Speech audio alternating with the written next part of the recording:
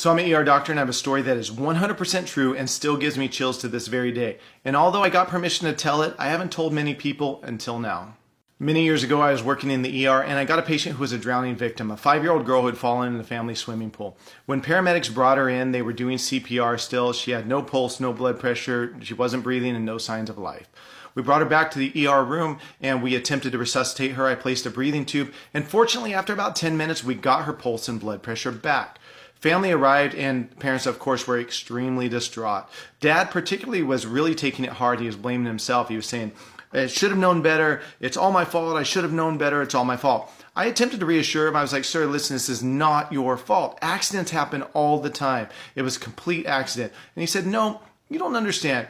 When I was a little kid, I went to stay with my grandparents and they told me not to go down to the river that was right behind their house. I wandered down there anyways. I got in the river. I got in trouble and I almost drowned. I started screaming for help. My grandpa ran out of the house, dove in the water, and he saved my life, but he lost his that day.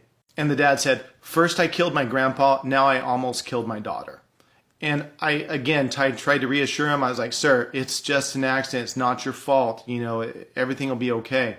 And the patient was admitted up to the pediatric ICU. A few days later, I'd gotten word that the little girl had woken up in the pediatric ICU and they had extubated her, taken out the breathing tube. So after my shift, I went up to visit with the family and the little girl. Obviously, the little girl wasn't talking too much because she's still recovering. So I'm talking to the mom and dad. They're extremely thankful. They're very grateful. And obviously, they're overwhelmingly ecstatic that she's going to survive this awful ordeal.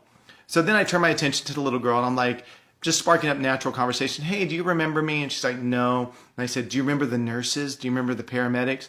No. And out of nowhere, she goes, I remember Sam. And I said, who's Sam? She goes, I don't know.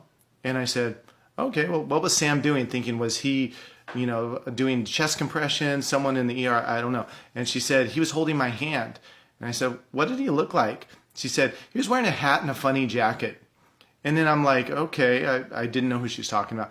Then the dad walks over and he's punching on his phone. And he pulls up a picture from Facebook and he points it at her and he goes, was that Sam?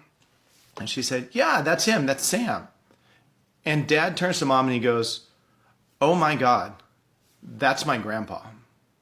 So his grandpa, who had died 25 years earlier, saving him from drowning, was there holding her hand as we were doing the resuscitation. Literal goosebumps to this very day.